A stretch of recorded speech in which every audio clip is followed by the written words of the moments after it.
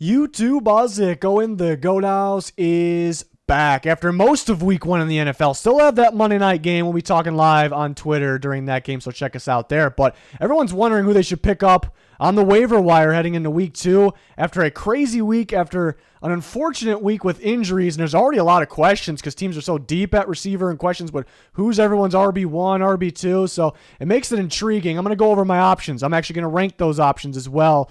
I'm going to talk about guys I really got to add, guys that are solid, and guys to beware of, to probably avoid. I'm going to break it all down here, talk about some key important numbers as well. So if this helps you guys, check out all those links pinned in the comments because there's some useful ones. We have a picks league with some serious prizes going on this year, in a giveaway with the same prizes, and that is from the GLD shop. I'm rocking their Bucks chain right now. They got sick jewelry, NFL pendants, real gold, very affordable, and if you use our code GOAT, it makes it even more affordable, 33% off. There's a link down below for that. All those useful links down there, so check it out. Like, subscribe, turn notifications on. Full NFL coverage here, weekly picks, power rankings, and a lot more. Here's our Twitter, live updates, live talk during games, and super followers getting that bonus content. So check it out. Link down below for that as well. Quarterbacks, just a two-man list. Just a two-man list for the quarterbacks here heading into week two. I like Carson Wentz. You know, there's a lot of people that, are hopeful to play that second quarterback only 1 week, maybe on that bye week, but I think Wentz could be that guy that can help you a lot more than just that 1 week. And I'm already looking ahead to week two here, playing the Detroit Lions, who struggled defensively against Jalen Hurts and the Eagles. Hurts, Wentz, a little bit different style quarterbacks, but Wentz is a guy that, can escape, could use his legs if he needs to, so that's big time. But the main thing is, we saw the collection of weapons for Wentz in the passing game in game one against the Jags, and that's big. Can the Lions kind of hold down, or any teams going forward, because we're looking forward to more than just week two, but hold down all those different options and really slow down Carson Wentz? I don't think so. He'll have his bad turnovers here and there, but he's still going to rack up the points in the production. Jameis Winston I'll put at 2. Maybe a little risky because he started really slow in the game. There wasn't much going, but I like what he did in the second half. Kind of shows us that he's getting going. Or he figured something out, figured out how to adjust to the pressure, figured out how to hit his top targets. You saw Michael Thomas was more active in the second half. Landry was very active production-wise, yardage-wise. So Winston kind of got going, so that kind of shows us where he could be. The second half could be more like what we're getting there, but I definitely like Wentz a lot, for maybe my second quarterback here. Might be in certain leagues, 3 leagues, I might be dropping my quarterback 2 and picking up Wentz. I definitely am. Try not to give away too much, but I have to here because I want everyone here watching to make these moves and be successful as well. But I'm no secrets now. It's out of the bag. I'm going for Wentz in at least one of my leagues. I like the matchup with the Lions coming up as well. So after that, there's some other quarterbacks that might be available that put up decent points, but you shouldn't have to pick those guys up. If you have to pick up a guy, you should be able to get one of these guys. I feel bad for the people that lost Dak. They're probably going to have to pick somebody up for sure. Really look at these two guys here. Running backs, we're going to have to go a little bit more in depth. I have something bold in here. You probably already see it. It has to do with the Niners running backs. But Darrell Henderson, who's definitely not available in every league. I was kind of looking through some of my leagues. Some of them available and some not. I think 1 available, actually, 2 not. But yeah, it looks like it's a little risky because all of a sudden they could just go to Akers, and Akers could be their guy, but it doesn't really feel like that right now. Maybe a little worried about him holding up health-wise, but really worried about him pass protecting Matthew Stafford, which seems to be a big thing right now. And that's why Kyren Williams was about to be a major part of that offense, way bigger.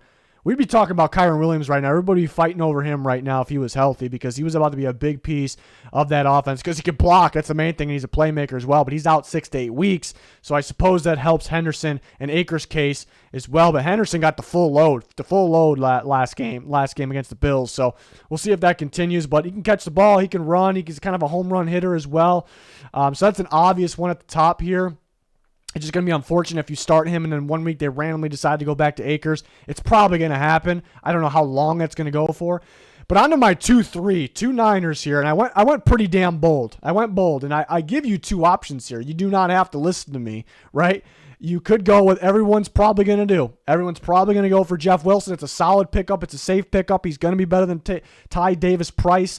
Probably right away because he's going to get more opportunity right away. I kind of look long-term.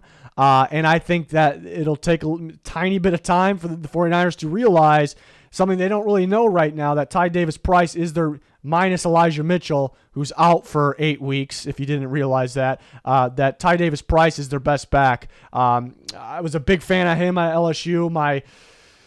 My running back evaluations over the years have been, I trust them. I definitely trust them there. So I'm banking a lot on that here. But Ty Davis-Price is a 49ers back, physical runner. And it looks, people may not go, they may go option 2. I give you 2 options here. They may go to Jeff Wilson, because some may do it just because he's the running back 1. They don't really want to project the future. Some may do it because Ty Davis-Price wasn't even active in the first game. They didn't think they were going to need him. Mitchell went down, and the only guy that got carries was Wilson, and he struggled. Doesn't mean he's going to continue to struggle. It's not going to be a downpour every week.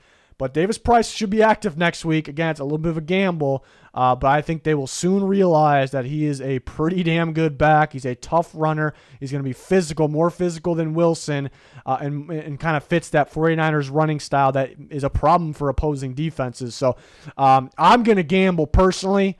I'm going to go with Davis-Price, and maybe if you're in a league where you need a starting running back right now, like you need that guy to start next week, then maybe you're better off going Wilson. I'm thinking, I could use a starting running back for this week because I had Elijah Mitchell actually, but I had a pretty good draft. I got some other guys in there that can plug in and play for this week and next week if I had to. I'm going for the boom or bust. I'm going for the upside here. So it depends on what scenario we're in. Again, it's up to you if you want the risk. It's up to you. I like the risk in this. I don't always like the risk. I like it here. And then more so if desperate, I wouldn't say really beware. I rank them because it's okay to be desperate when it comes to running backs. It happens with running backs. It happens, okay? So people are desperate out there. Isaiah Pacheco, the rookie running back for the Chiefs, actually led the team in carries. So I'd say watch out a little bit. Beware a little bit for that because some of it might have been, I don't love the term garbage time, but that's the best way to communicate to people. So some of it might have been then after the game was pretty much over. And then you look at the snap counts, he was actually third out of their 3 running backs. Obviously, we're looking at the other ones, Clyde Edwards-Helaire first, and then Jerick McKinnon second. Pacheco got 23% snap count. So that's not a lot. He did lead them in carries though. So that's a pretty good sign. They're going to use him. So if you maybe went receiver heavy, and you drafted running back later, and you have injuries on top of that. There's people like that out there. It's unfortunate. It's okay though. What are you gonna do? You may be looking to pick a guy like this up. You definitely want to target the other guys first. And then Kenyon Drake 5, which right now is pretty solid until J.K. Dobbins is back. Look at the Drake number, 54% snaps, and then Mike Davis, the other Ravens running back, had 12. So a pretty big difference. So that's a good sign for Drake. Couldn't get a whole lot going. They play the Dolphins next week. It's a tough defense, and then Dobbins probably be coming back shortly after that if he's not back next week. So that's why he's kind of down the list, but he might be pretty damn good for another week or two, even though he wasn't that good in the first week. So interesting one. And guys, I'm avoiding Dontrell Hilliard, who had fantasy-wise and monster numbers. He had 2 touchdowns. He's pretty active catching the ball. The Titans do like him as their running back too. They'll throw him the ball. He only had a couple carries though too. So I'd watch out for that. There's gonna be weeks where he's non-existent. You gotta be really desperate. You do like that he scored 2 touchdowns. You do like that he can catch the ball. And then Bolden, who was somewhat active but did suffer an injury in that first game. So right then and there, you definitely should avoid him. But the Raiders, I also can see kind of just, it's a different guy every week with that kind of rotation back. It's just that McDaniels way. So definitely avoid that route. So some interesting running backs there. Again, I kind of gave you 2 options, 2 paths. You can decide on which one you want to go with those 49ers running backs. But a lot of people after running backs because there's a shortage. Akers did not seem to work out. Elijah Mitchell went down. Looks like Najee Harris might be okay, which I'm glad because I had Najee Harris and Elijah Mitchell on the same team. But people looking for running backs there. So that's my advice there. Receivers, a lot of good options at the receiver position. I got Curtis Samuel at 1. It's an interesting debate, even just comparing the 2 Commanders receivers, Curtis Samuel versus Jahan Dotson, because what makes it an interesting debate at first is the snap numbers. Dotson got more. I have the numbers here. I'm looking at my percentage numbers. Dotson had 88% of snaps in that week 1 game where Curtis Samuel had 71. So that's a 17% difference. So you'd think Dotson, he scored 2 touchdowns. He had 17% more snaps. And I'd say not so fast. Curtis Samuel had 11 targets. I know he only played 71. 71's still high, had 11 targets, but he also carried the ball 4 times. You know, he's that shifty, versatile player. We know they're kind of short on running backs with Brian Robinson out as well. We know they want to get creative with Gibson, use him at receiver. So that's that type of offense, especially with Wentz in there. You know, that style of offense. So they're going to use Samuel, and that's why that's really the only reason why he gets a little bit less snaps than a guy like Dotson and McLaurin, because he needs just a little bit more rest because he runs the ball as well. But it'd be one thing if he didn't get a whole lot of targets as a receiver, but he got, on top of all that, he got 11 targets. So, and they signed him to big money last year for a reason. The main risk here isn't that the other guys get a little bit more snaps. The main risk is the injury concern. He's a big time player and people are forgetting. So I got Curtis Samuel at 1, who was the former Panther. And speaking of the Panthers, Robbie Anderson, I have at 2. It's pretty close between Samuel, Anderson, and maybe Dotson as well, but Anderson played 100% of the snaps. So that, right off the bat, I wanted to put Anderson at 1 because he played 100% of the snaps. We know he's getting opportunity because Baker wants to sling the ball. He wants to throw the ball. That team wants to throw the ball a lot more than they have been, and they did it in week 1. And they have more options. They trade for Laviska Shenault, but really there is far and away 2 options that are going to get targets, and that is DJ Moore and Robbie Anderson. So Robbie Anderson, my point is Robbie Anderson will get his targets. On top of that, he plays 100% of the snaps. You will say, yeah, most of his points came from a 75-yard bomb, so it's one play. He still had the 75-yard, so I don't like that take. He still produced that. So I do like Anderson a lot as well. If it wasn't for Samuel's versatility, I'd probably have Anderson at 1. I think it's a pretty safe pickup. It's maybe the safest pickup out of the group. Dotson, 2 touchdowns. He's only going to get better because he's a rookie, starting to develop a connection with Wentz. We like the involvement in the red zone for sure, and he played 88% of snaps too. So that's fantastic on top of that. So that's a really good pickup. Those top 3 guys got to be picked up. Josh Palmer 4, which is tough because he had very, very little production. Keenan Allen went down too, and he still had very little production. So it's a little concerning, but Keenan Allen is hurt right now. Palmer is a solid young player that could continue to get better. It's very risky because he wasn't involved really this last week when he should have been. But I think we can't base too much off that week 1. I think Palmer will be more productive than a guy like DeAndre Carter, who we'll talk about. So it really depends on how much Keenan Allen's out, how long he's out. So I wouldn't expect too long, but hamstrings are tricky. So that's something to monitor there. Palmer is a little risky. People definitely got to be aware of that. And there's going to be people that are going to be, I think people are going to be split. There's going to be a group of people that are like, Keenan Allen's out. Oh, Palmer's the number 1 ad. And I'd say, I want to see him get something going first. And then there's some people that probably like, just look at the stats and he had 3 catches for like no yards and, 5 yards, whatever the hell it was. So no shot on picking him up. But then you're kind of basing that off of 1 game. I think they'll find ways to get him going if, in the game plan, if Keenan Allen's not out there. It just really depends on how much Allen is out. DJ Chark 5, who actually had quite a bit of targets, and what was his snap count? His snap count was 81%. That's pretty good for Chark. He got going later in that game. He had a bad drop early, got going later, so that's good kind of going forward. Offense can we expect that offense to be like that every week? It'd be unrealistic, but it could be solid.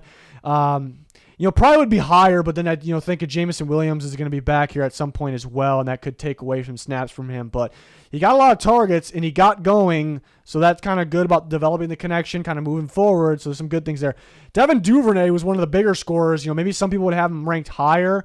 I'm a little cautious with it, just because there's going to be weeks. We know there's going to be weeks with the Ravens where their receivers maybe don't do a whole lot because their running game and their tight ends did. That one. Number 2, I don't know if Duvernay is going to be their top. He was in this game, even though we still consider Bateman as a guy.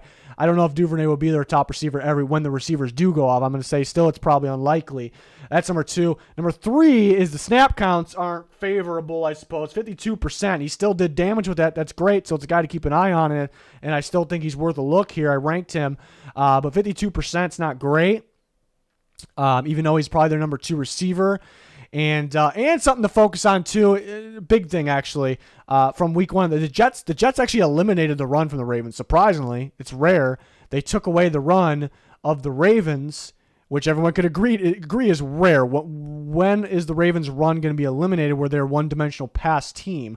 They were in this game, so they kind of had to get the ball downfield, pass the ball a lot. So that opened things up for more Duvernay, for an example. So I think most weeks they might be passing less, running more, as long as it's effective. So that's something to keep an eye on as well. Beware of Sterling Shepard, who had a productive game against the Tennessee Titans, but he had 2 catches. So that's where I'm a little scared. You know, they have a pretty deep room over there, believe it or not, with the Giants. So, and what was his snap count? It's 72. That's pretty solid. Nothing crazy. Nothing to be like, yes, I need that guy or anything like that. 2 catches, big game, but it's just too risky for me. There's so many good receivers in the NFL that you probably aren't going to need Shepard. Then DeAndre Carter, who scored a touchdown, was more productive than a guy like Josh Palmer, kind of came out of nowhere. Does have that deep speed that kind of fits that Herbert deep ball, so that's kind of the things I like. But I don't know. You know, I think most games we'll see it kind of go back to normal when Mike Williams gets more things going and Josh Palmer gets more things going, and then if Keenan Allen's going to be back at some point, it's not going to be too long, I don't think. You know, so I don't want people to overreact on DeAndre Carter, but the good thing is he does fit that Herbert downfield ball, you know, so, and he was pretty solid in that week 1 game. His snap, 37% snaps, and that was Keenan Allen out for more than half the game as well, so that'd be a tough one. But yeah, some interesting ones at the top. Commanders, the tough one about the Commanders options, there's so many options that is there going to be games where like that guy went off and the guy you got just didn't do anything? Probably. That's the tough part. But that's another reason why I like Samuel, because he's involved in so many ways. Like, you know, he's probably going to be he might be involved more than any of them. Like, who's going to be the best one? Terry McLaurin's going to be the best Commanders receiver. But, you know, average per week, who sees the ball more? It might be Samuel. So that's why I like Samuel. I like Anderson because 100% snaps. I like Dotson because he's just getting going. 88% snaps, 2 touchdowns. Again, continuing to get better. So those top 3 options are pretty damn strong there. Then tight ends, which could be a little bit tricky, but Taysom Hill I have at 1 because a very productive day really as a wildcat, you know, running back, quarterback, whatever you want to call it, running the ball really. And he'll see his reps catching the ball. The tough part is that the Saints have a lot of options to catch the ball. So maybe he'll be very limited like he was in week 1, but it can't be any worse than what it was there. But he was productive. And the tough part is that the snap percentage was 26. That's pretty damn low. That's pretty low. But a player like that, you know, that used in different ways, kind of needs the breathers, not going to be an every down tight end. You know, it makes sense that he has a low snap percentage. The positive is they're always going to use him. I don't see games where Taysom Hill is not going to be used like at all. They're going to use him in some form, whether it's throwing the ball to him, running it to him, getting creative, him playing quarterback, running it that way. He might throw the touchdown pass. You know, he might throw the ball. You know, so I think there's going to be it's a good guy to have. You know, it's just a good guy to have. I feel weird if somebody else in my league has him, and just a potential for so many points, a unique way for so many points there. But the 26% snap count, I should say, is a little scary because it's a lot lower than the other guys we've been talking about. Gerald Everett, who I thought was very draftable. I talked about him, his upside. And then the Chargers got him going. They threw him the ball a lot. It's a tight end you can use in different ways. You can give him the ball. Obviously, Keenan Allen could be out for a little bit. It's not the same player, obviously, but that kind of divides, that spreads out the targets a little bit more. So they might be using Everett a bit more. So he's a good football player as well. So I do like Everett. He had 66% snap count there. I almost keep saying completion percentage. I have no idea why. 66% snap count. For Everett, which you wish it was a little bit more. I think it'll increase. Conklin, the Jets, who had a whopping 92% snap count there in week 1, played 92% of the snaps, I should say, and they value him. They like him a lot. He's going to get a lot of targets as the quarterback play's got to get going. But he played more than the receivers, obviously, so they're using him in multiple different ways. Wasn't super productive, but again, based off like training camp preseason, I think they have a big plan for him, and that kind of shows with the snap percentage in there in week 1. So that's an option. I'd say beware of OJ Howard, who scored more than all these other guys because he had 2 touchdowns, but he had 2 receptions, 2 targets. You just never know what you're going to get from the Texans. They kind of shut down at the end of that last game. So that's tough. Like it's maybe one to gamble on. Like maybe you could sit there. It's very realistic to say, very, very logical to say, like, hey, OJ Howard worked in week 1. They're going to sit down and figure out how to get him the ball more. So maybe you're banking on that, and it works out. It's definitely possible. It's a Texans, so I'm a little scary about it. So beware of him. Mainly focusing on Hill and Everett there when it comes to the tight ends. But running backs, got some interesting options, obviously. The kind of the gamble there at the Niners running back that I had. But the receivers, love those receiver options. So hopefully, some of this helped you guys there, and you make the right choices going forward here, and it helps your fantasy team. So unfortunate injuries in week 1. So this felt like one of the crazier week 1 going into week 2 waiver wire moments. So I thought it made sense to get on here and make this video. So we'll see how it does here. But that's going to wrap up this one. We got all kinds of NFL content recapping the Sunday games. We got weekly picks, power rankings, score predictions, and more coming for week 2 right around the corner. So join us for that. Like, subscribe, turn notifications on. Make sure you follow us on Twitter. That's going to do it. Thanks for watching. Goodbye.